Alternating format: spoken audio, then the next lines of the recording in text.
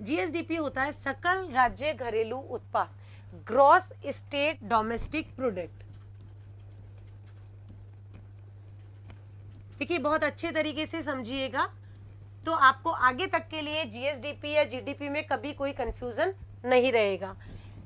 Gross state domestic product क्या होता है? ये होता है कि जैसे आप, ये हमारा राजस्थान है, ठीक है। राजस्थान का जो भौगोलिक क्षेत्र है, किसी भी देश के भौगोलिक क्षेत्र में, किसी भी देश के घरेलू सीमा में, घरेलू सीमा, देखिए कुछ इंपॉर्टेंट वर्ड्स हैं, फिर उनको कनेक्ट करके अपने आप ही इसकी डेफिनेशन बन जाएगी। आप सिर्फ वर्ड्स को कनेक्ट करते जाइए। कौन सी सीमा की बात कर रहे हैं हम? घरेलू सीमा की, ठीक है। किसी भी देश या किसी भी राज्य की घरेलू सीमा में एक वित्तीय वर्ष, फाइनेंशियल ईयर, एक वित्तीय वर्ष यानी किसी निश्चित वित्तीय वर्ष की हम बात करने वाले हैं। घरेलू सीमा में एक वित्तीय वर्ष में उत्पादित क्या चीजें उत्पादित होती हैं? दो चीजें होती हैं, एक तो होती है वस्तुएं और एक होती है सेवाएं।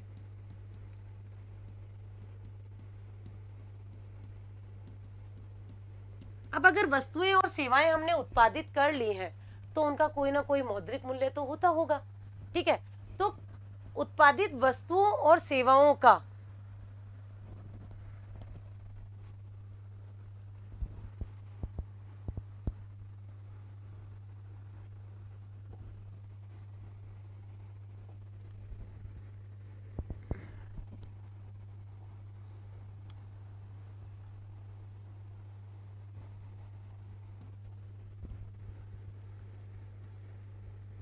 अंतिम मौद्रिक मूल्य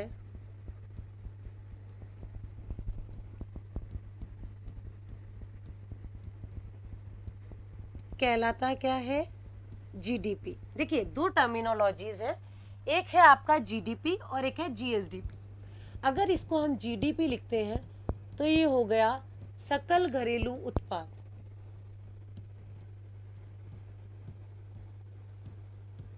और जीडीपी और जीएसडीपी में सिर्फ एक अंतर है, वो है स्टेट वर्ड का। कैसे? आप समझिए, जीडीपी की परिभाषा क्या है? किसी देश, अगर ये क्या है आपका,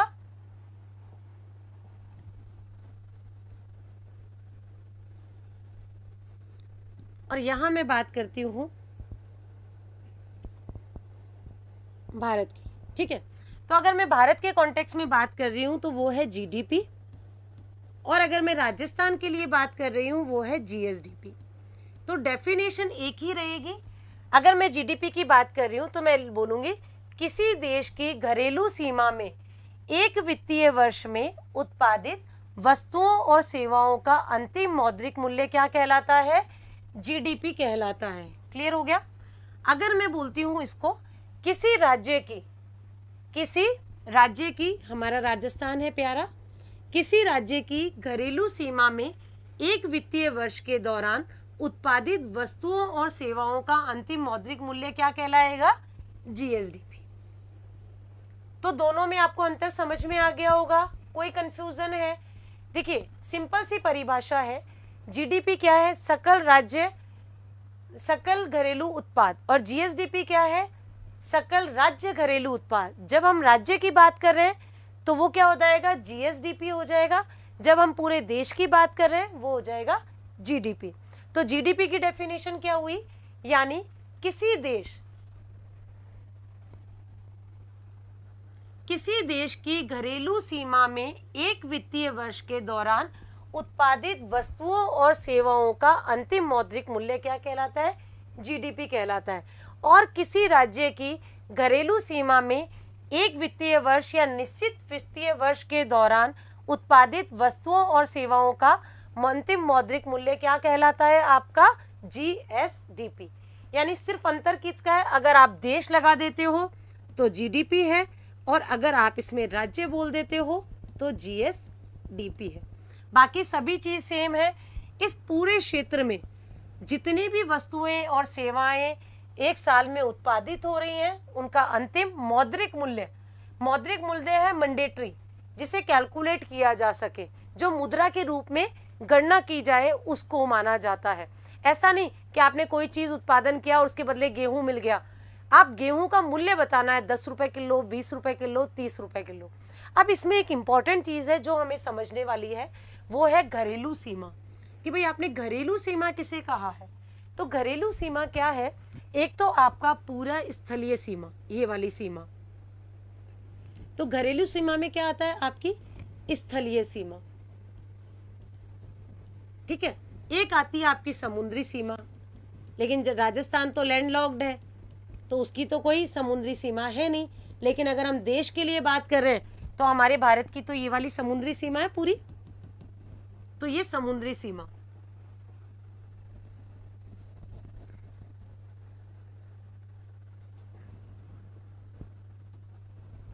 तो ये वाली पूरी समुद्री सीमा इसमें काउंट हो जाएगी, ठीक है। तो ये पूरी स्थलीय सीमा और ये पूरी समुद्री सीमा, साथ ही साथ इसमें सैनिक अड्डे, जो भी हमारे नेवी के बेसिस होते हैं,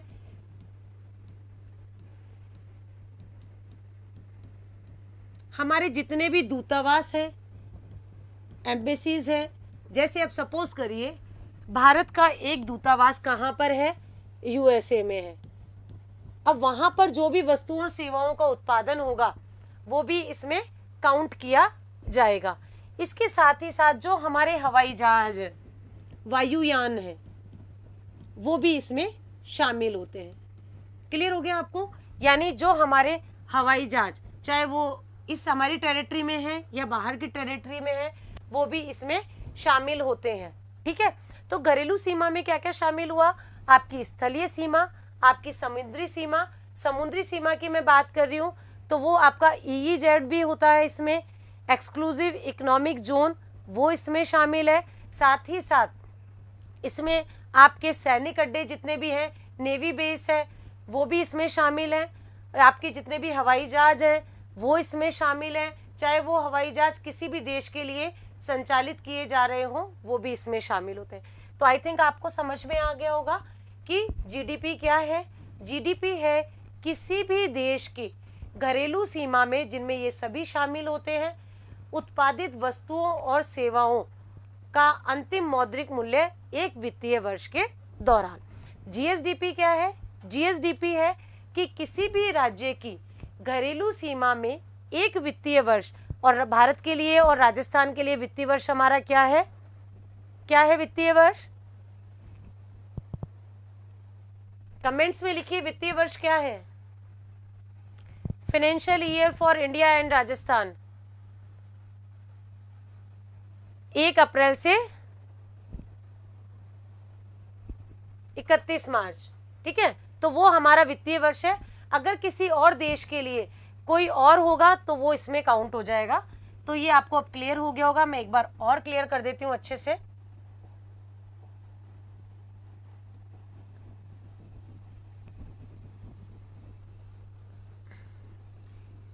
देखिए ये डेफिनेशन बहुत इंपॉर्टेंट है, क्योंकि अगर आपको डेफिनेशन ही समझ में नहीं आई तो रटने से कुछ नहीं होगा। और स्पेशली जो स्टूडेंट आरएस की तैयारी कर रहे हैं या करना चाह रहे हैं, जिनका मोटिव आईएएस आरएस के लिए है, उनके लिए इसको समझना बहुत ज़रूरी है। आप समझिए इसको। किसी देश की, अब अपने आप डेफिनेशन बनाओगे, घरेलू सीमा, कनेक्टिव वर्ड डालने, अपने आप डेफिनेशन बनेगी में निश्चित वित्तीय वर्ष के दौरान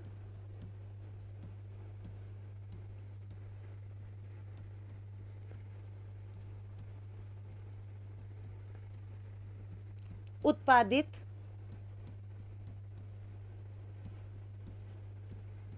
वस्तुओं और सेवाओं का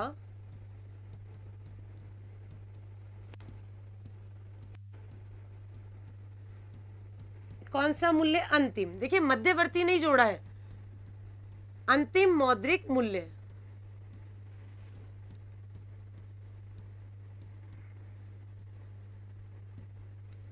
या आप इसको कह सकते हो मोटा मोटा कि जीएसडीपी क्या है या जीडीपी क्या है, तो ये एक तरीके से देश की आय है, देश की या राज्य की आय है। कैसे आय है, अब इसको समझिए कि आपके देश में जितने भी लोग हैं वो सब लोग एक साल में क्या सेवाएं उत्पादित कर रहे हैं, क्या वस्तुएं उत्पादित कर रहे हैं, उसका अंतिम मौद्रिक मूल्य क्या होगा, देश की आय तो होगी। कि मैं एक साल में जो भी काम कर रही हूँ, जितना भी पैसा कमा रही हूँ, जो भी चीज़ें कर रही हूँ, अगर मैं उन सबको एक जगह ले आऊँ तो वो मेरी क्या हो जाएगी, आय हो जाएगी। उसी प्रकार से जीडीपी क्या है, एक तरीके से राष्ट्र की आय है, और जीएसडीपी राज्य की आय है। क्लियर हो गया। अब डेफिनेशन अपने आप इन 3 शब्दों से बन जाएगी, कभी भी डेफिनेशन रटने की ज़रूरत नहीं है। हम जनरली क्या करते हैं, रट लेते हैं किसी भी देश की घरेलू सीमा में उत्पादित वस्तुओं सेवाओं, और जब हम लिखते हैं तो उसमें कुछ ना कुछ हम गड़बड़ करते हैं। आजकल प्रश्न ये भी पूछे जा रहे हैं जो सिंपल कि पूरी डेफिनेशन लिख देते हैं और इसका संबंध है जीडीपी, जीएनपी, सीपीआई या डब्ल्यूपीआई, और वहाँ पर हमें थोड़ा सा कन्फ्यूज़न हो जाता है, हमारा प्रश्न गलत हो जाता है। और देखिए, आप किसी प्रतियोगी परीक्षा की तैयारी कर रहे हैं तो मैं बहुत अच्छे से समझती हूँ इस बात को कि आपके लिए 1 नंबर आधा नंबर भी बहुत इम्पॉर्टेंट है। एक प्रश्न सही होना और गलत होना आपकी ज़िंदगी को आगे ले जा सकता है या पीछे ला सकता है। इसलिए चीज़ों को बहुत बेहतर तरीके से समझने की कोशिश करिए, वरना मुझे इतना टाइम लगाने की ज़रूरत ही नहीं थी। मैं सीधा डेफिनेशन लिखती, उसको एक्सप्लेन करती, और मेरे लिए आपके लिए जीएसडीपी कंप्लीट हो जाता। बट मैं चाहती हूँ हर स्टूडेंट को याद रहे, तो सब कमेंट बॉक्स में अपने 4 शब्द लिखेंगे, घरेलू सीमा, वित्तीय वर्ष, उत्पादित वस्तुएं और सेवाएं, और अंतिम मौद्रिक मूल्य। फटाफट लिखिए। आशीष राजपूत जी नमस्ते, एक का भी रिप्लाई नहीं आया है अभी। आप अपना तीनों वर्ड्स लिखिए, फिर आप खुद कनेक्ट कर लेंगे। घरेलू सीमा, निश्चित वित्तीय वर्ष, उत्पादित वस्तुओं सेवाओं का अंतिम मौद्रिक मूल्य। कमेंट्स करें अपना रिप्लाई। देखिए, आप तभी याद होगा जब आप इसको कमेंट्स करके लिखेंगे, अदरवाइज क्या होगा, क्लास लेंगे और उसके बाद आप फिर से उसको भूल जाएंगे। चलिए आगे बढ़ते हैं। देखिए, अब आपने समझ लिया कि सकल राज्य घरेलू उत्पाद क्या है, राज्य की आय है, राष्ट्र की आय है। तो अब हम देखेंगे कि हमारे राष्ट्र की आय, प्रणव जी बोल रहे हैं नहीं मैम समझ आ गया। ओके प्रणव जी, देखिए अब आपने बोला कि राष्ट्र की आय है, तो अब हम ये भी तो बताओ कि राष्ट्र की आय एक्चुअली है कितनी। तो अब हम राष्ट्र की आय देखेंगे कि जीएसडीपी कितना है, जीएसडीपी कितना है उसके बारे में देखेंगे।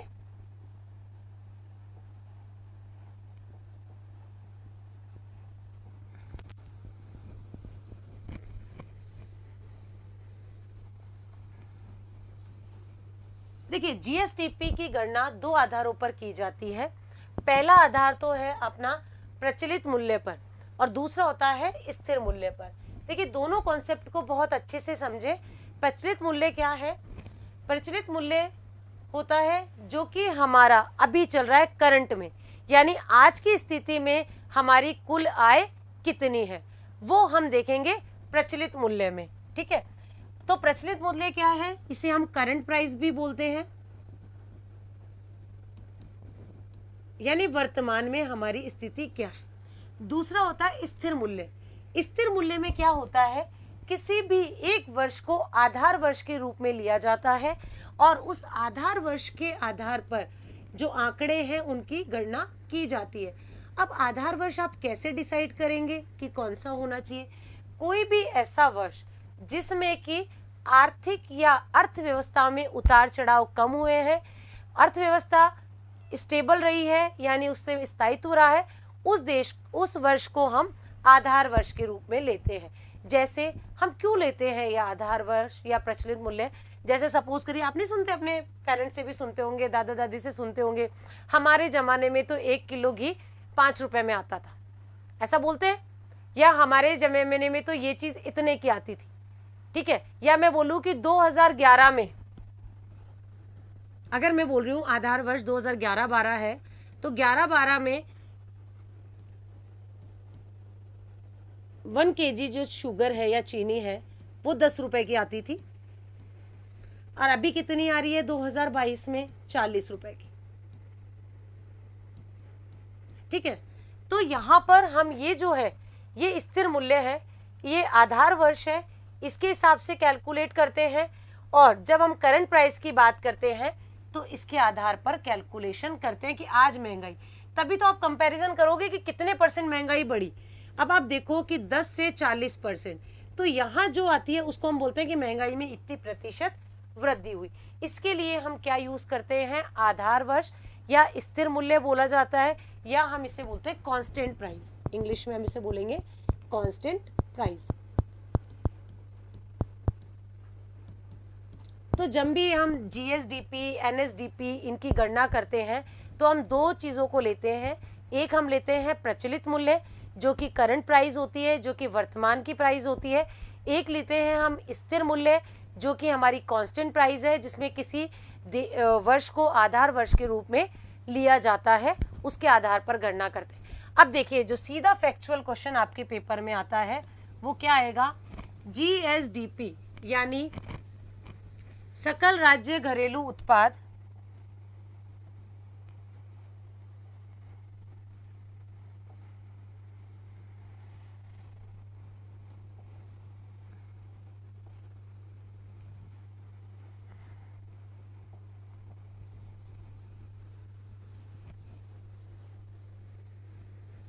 कितना है?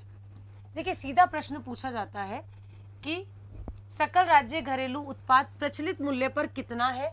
तो प्रचलित मूल्य पर अगर मैं बात कर रही हूं तो वो है हमारा 11.96 लाख करोड़ रुपए।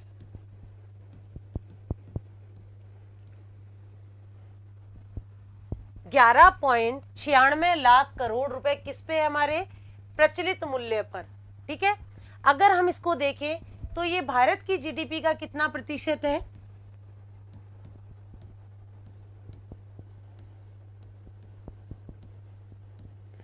ये है भारत की जीडीपी का 5.15%। और देखो यही प्रश्न पूछा गया था अभी कांस्टेबल के एग्जाम में। कांस्टेबल के एग्जाम में प्रश्न था सकल राज्य घरेलू उत्पाद के जो भारत की जीडीपी में योगदान कितना प्रतिशत था, सीधा ये प्रश्न पूछा गया था। तो ये कुछ डेटाज हैं जो हमें एज इट इज याद करने हैं। तो प्रचलित मूल्य पर कितना है? 11.96 लाख करोड़ रुपए। फिर हम बात कर रहे हैं स्थिर मूल्य पर, तो स्थिर मूल्य पर ये कितना है? 7.33 लाख करोड़ रुपए।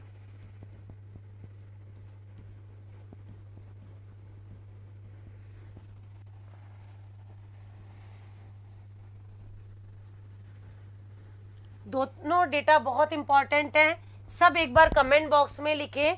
जीएसडीपी प्रचलित मूल्य पर कितनी है? 11.96 लाख करोड़। सब फटाफट लिखें। और उसके बाद हम लिखेंगे जीएसडीपी स्थिर मूल्य पर कितनी है? 7.33 लाख करोड़ रुपए। देखिए प्रश्न सीधा पूछा जाता है कि प्रचलित मूल्य पर जीएसडीपी कितनी है, तो प्रचलित मूल्य पर जीएसडीपी है 11.96 लाख करोड़ रुपए। इसी तरीके से जीएसडीपी स्थिर मूल्य पर कितनी है? 7.33 लाख करोड़ रुपए। फटाफट कमेंट बॉक्स में लिखें। देखिए जब तक आप लिखेंगे नहीं, एक दो बार बोलेंगे नहीं, तब तक यार डेटा नहीं होगा। तो आप इसको बार बार कमेंट बॉक्स में लिखिए कि प्रचलित मूल्य पर यानी करंट प्राइस पे कितना है? 11.96 लाख करोड़ रुपए।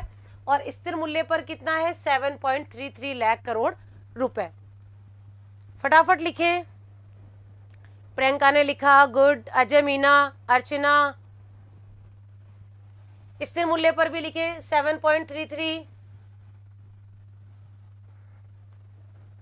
और ये भारत की जीडीपी का कितना परसेंट है? 5.15%। कितना परसेंट है? 5.15%। चलिए देखिए नेक्स्ट हम देखते हैं कि जो हमने आधार वर्ष लिया, यहां पर आधार वर्ष क्या है? 2011-12।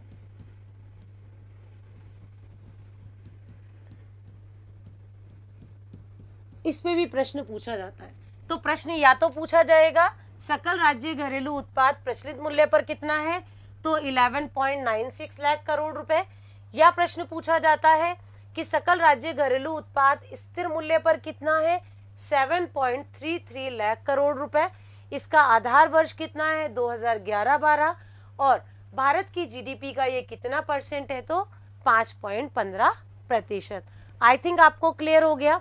अब बात आती है कि इसकी गणना, जीएसडीपी की जो गणना है वो कैसे की जाती है। तो इसकी जो गणना है वो त्रैमासिक आधार पर की जाती है। किस आधार पर की जाती है, त्रैमासिक यानी क्वार्टरली बेसिस पर की जाती है। क्लियर हो गया। तो गणना किस आधार पर की जाती है, त्रैमासिक आधार पर की जाती है। किसके द्वारा की जाती है, ये की जाती है गणना एनएसओ के द्वारा। राष्ट्रीय एनएसओ क्या है उसके बारे में देखेंगे। राष्ट्रीय सांख्यिकी संगठन, नेशनल स्टैटिस्टिकल ऑर्गेनाइजेशन।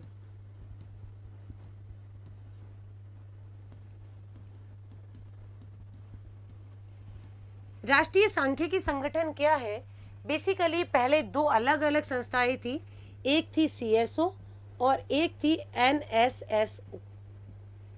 देखिए बहुत बारीकी से समझिएगा, क्योंकि जब आप पढ़ते हो तो कई जगह आपको अभी भी सीएसओ मिलेगा, एनएसएसओ मिलेगा, लेकिन अभी क्या था, पहले थी सीएसओ,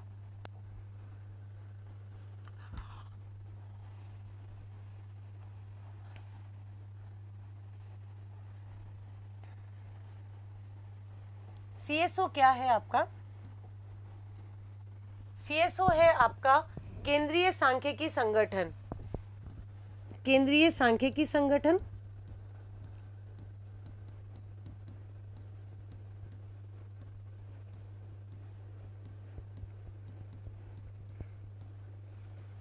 और केंद्रीय सांख्यिकी संगठन यानी सीएसओ की स्थापना हुई थी 1951 में। इसका मेन काम क्या है कि जितने भी डेटाज वगैरह होते हैं उनको कलेक्ट करना, चाहे आपके डब्ल्यूपीआई है, सीपीआई है, जीएसडीपी है, एनएसडीपी है, इनसे संबंधित डेटा ये कलेक्ट करते हैं। एंड नेक्स्ट है आपका NSSO, national sample survey organisation.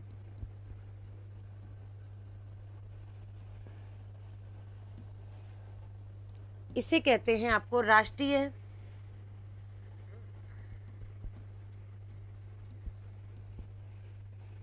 प्रतिदर्श, देखिए सैंपल को कहते हैं प्रतिदर्श सर्वेक्षण संस्थान।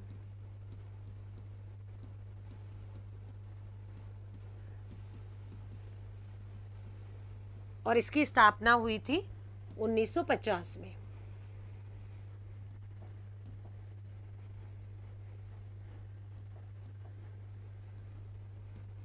तो सीएसओ की स्थापना जो कि है केंद्रीय सांख्यिकी संगठन 1951 में हुई, और एनएसएसओ जिसकी है नेशनल सैंपल सर्वे ऑर्गेनाइजेशन, उसकी स्थापना 1950 में।